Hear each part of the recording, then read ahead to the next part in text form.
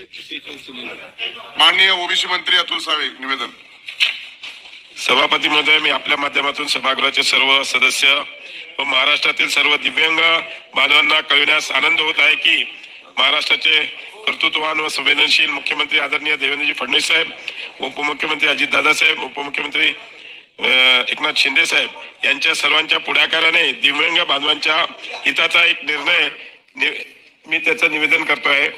थोडक्यात करा एक 4 ओळीचे सामाजिक न्याय आणि विशेष सहाय्य विभागांतर्गत राज्य पुरस्कृत संजय गांधी निराधार अनुदान योजना व श्रवणबाळ सेवा राज्य निवृत्ती वेतन योजना आणि केंद्र पुरस्कृत इंदिरा गांधी राष्ट्रीय दिव्यांग निवृत्त वेतन योजना या योजनेचे राबविण्यात येत आहे।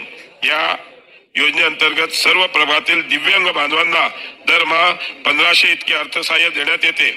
या योजनेअंतर्गत दिव्यांग बांधवांना देण्यात येणाऱ्या अनुदानाच्या रकमेच्या दरमहा ₹1500 वरून ₹2500 2500 असे वाढ करण्यात शासनाने निर्णय घेतलेला आहे।